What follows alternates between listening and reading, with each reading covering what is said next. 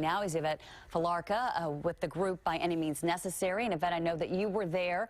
First of all, tell me, what specifically is it about Milo Yiannopoulos that you and others have an issue with? Well, first of all, Milo Yiannopoulos is a fascist. He's a white supremacist. He's funded by Steve Bannon and Breitbart. He's an acolyte of Donald Trump. And he was on the UC Berkeley campus to try to recruit more fascists and to wage attacks on Muslim students, immigrant students, women, and trans students. Now, Milo himself denies those allegations.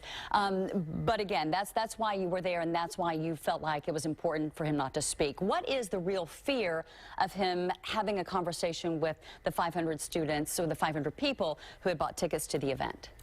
Well, just to go back to how you characterize the protest, this isn't a question of violent versus peaceful protests. I was there, and there were thousands of people out there who were united. It was a mass protest. It was a militant protest. And everyone was there to shut him down. And so whatever it was going to take to do that, we were all there with a united cause, and we were stunningly successful. But why not be peaceful about it? Why not, you know, chant and hold your signs and things? But when you take the barricades and you destroy the building, and when you set fires, isn't that counterproductive? You know, I think that the left has been far too timid for way too long. And it's why we've even gotten in this position where we even have someone like Donald Trump leading a fascist movement as the President of the United States. We need to make sure that we have more mass protests, more militant protests that are mass and militant. And the reality is that these aren't people just putting forward their ideas. There's white supremacists who've already murdered 6 Muslims just 5 days ago in Quebec.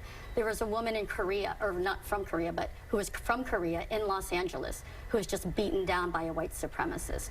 We have a right to defend ourselves, and not only a right, we have an obligation to do that, not just for each other, but for our communities too. Let's go back, though, to the speaker and the fact that he was going to be speaking to 500 people. And some say that because of what happened at the protest, this got national attention. He did national interviews. And so instead of his voice being heard by 500 people, now millions of people are online Googling Milo Yiannopoulos. So does that defeat a little bit of what you were trying to do? The right wing and the fascists in this country already have a spokesperson, and they've already found one in Trump, Steve Bannon, and also now Milo. But now what I think was so important about our success on Wednesday, which is why it should be the model for how the movement needs to take things now in the future. Really? Yeah, because, but let me finish, is because we need to make sure that the millions of people out there who are angry and who are scared under Donald Trump and everything that he's doing now know that there are people out there who will stand up and fight the way the movement needs to. That clearly Wednesday was not business as usual. It was people fighting united in a mass effort, in a united effort, and by any means necessary. But you know, though, that some in the business community, they were really upset because they, too, were targeted. They were blocks away from the university. And so when you talk about this happening again, some in the business community have voiced a lot of frustration with what they've seen before. And now to anticipate even more of that, you can understand that frustration, and that there is a lot of concern about what is happening at these protests. And that innocent people, those that may be with your cause, may actually be hurt as well. But there's 2 things to that. One, Chancellor Dirks is responsible for anything that happened. And if the business community is upset, they should join the professors and students and community members who are demanding that Dirks step down immediately. Because he had a chance to cancel the event to make sure it didn't happen.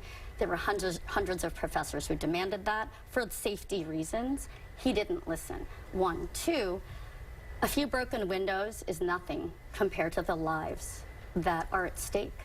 And if that's what it takes in order to make sure that more people don't get targeted, if that's what it takes to make sure that Milo Yiannopoulos or another white supremacist is not welcome or allowed to come to UC Berkeley and attack our community, then good. Let's make sure then that that doesn't happen in the future. So no regrets at all about what took place?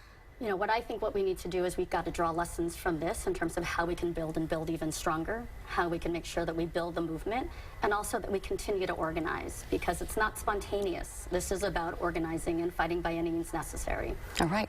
Yvette, thank you so much for sharing your perspective on that. Ted, I'll send it over to you.